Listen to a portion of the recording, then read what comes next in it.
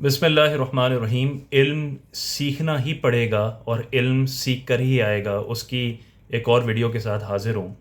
کافی سال پہلے، تقریباً 8-10 سال پہلے، جب میں درس نظامی کے پہلے سال میں تھا، اور اس وقت مجھے یہ علم ہوا کہ مرد پر داڑھی رکھنا واجب ہے اکثر فقہا کے نزدیک۔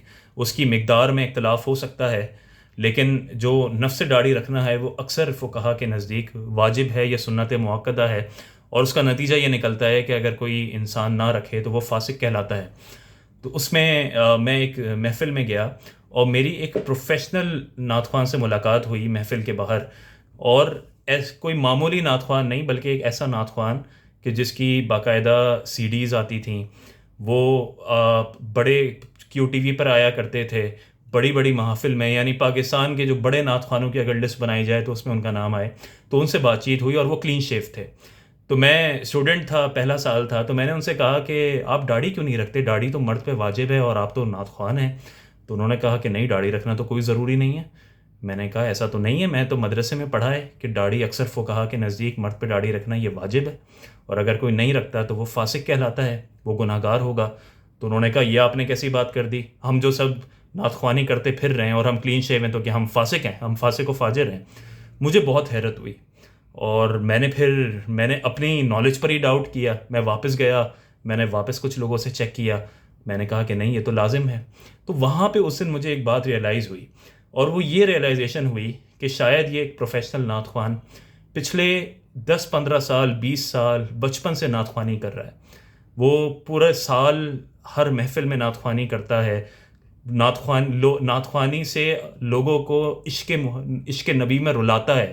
لوگ اس سے انسپائر ہوتے ہیں، اس کو سنتے ہیں، اس کو سن کے ان کے دلوں میں رسول اللہ صلی اللہ علیہ وسلم کی محبت پیدا ہوتی ہے۔ وہ ایک ریپرزنٹیٹیو ہے، ایک سمبل ہے کہ لوگ اسے فالو کریں، یا اسے فالو نہ کریں تو کم از کم اس سے انسپائر ہوں کہ وہ کیسا عاشق رسول ہے۔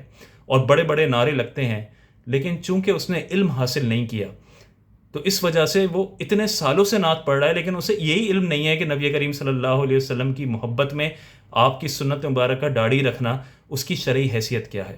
اور یہاں سے ہمیں ایک اور ریئلائزیشن بھی ملی، وہ یہ کہ جب ایک شخص اتنے سالوں سے محافل میلاد میں نعت پڑھ رہا ہے، جس میں سے بہت سی محافل میں بیانات بھی ہوتے ہوں گے، لیکن وہ بیانات شاید ایک لمیٹڈ اسکوپ میں ہوتے ہوں گے، وہ صرف ہمیشہ حضور کی شان میں ہوتے ہوں گے، حضور کے معجزات کے متعلق ہوتے ہوں گے، اس کا ایک خاص اوکیزن کے حوالے سے ایک اسکوپ ہوگا، اسی لیے اس کا علم اتنا محدود ہے کہ اسے آج تک یہ نہ پتہ چل سکا۔ تو اس سے ہمیں یہ بات پتہ چلتی ہے کہ آپ کو باقاعدہ علم سیکھنے سے ہی علم آئے گا۔ اگر آپ یہ سمجھتے ہیں، اور آپ کے سامنے ایسے کثیر لوگ موجود ہوں گے جو آپ کو نظر آتے ہوں گے کہ بچپن سے ساری زندگی سے محافل میلاد میں بیٹھے ہوئے ہیں، بڑی شب برات میں، شب قدر میں مسجد چلے جاتے ہیں، بیان سن کے آ جاتے ہیں، لیکن اگر آپ ان سے سوال پوچھیں یا ان کا عمل دیکھیں تو انہیں قرآن کا کوئی علم نہیں ہوگا، نہ وراثت کا علم ہوگا، نہ پردے کے مسائل پتہ ہوں گے، نہ نماز و روزوں کے صحیح مسائل پتہ ہوں گے۔ اس کی وجہ کیا ہے؟ اس کی وجہ یہ ہے کہ ان کا تعلق علم دین سے خاص اوکیزن سے ہے۔ اب آپ اگر شب برات یا شب قدر میں مسجد چلے جائیں تو ظاہر امام صاحب آپ کو نکاح طلاق کے مسائل نہیں بتا سکیں گے، وہ آپ کو شب قدر کی فضیلت ہی بیان کریں گے، یا شب برات کی فضیلت ہی بیان کریں گے۔ یا اگر آپ 10 محرم کو چلے جائیں تو ظاہر 10 محرم کو وہ کربلا کا واقعہ بیان کریں گے، وہ آپ کو دیگر مسائل نہیں بتا سکتے۔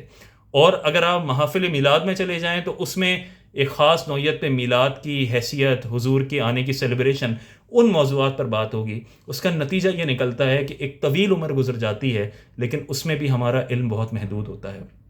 اس لیے خدا کے لیے ایک مرتبہ زندگی میں صحیح انداز سے علم سیکھیں، قرآن کو سمجھنے کی کوشش کریں، فقہ سمجھیں، مسائل سیکھیں، تاکہ آپ کے عمل میں درستگی پیدا ہو، اور آپ جو اپنے آپ کو عقیدت مند سمجھتے ہیں تو وہ واقعی آپ کی عقیدت میں پختگی پیدا ہو۔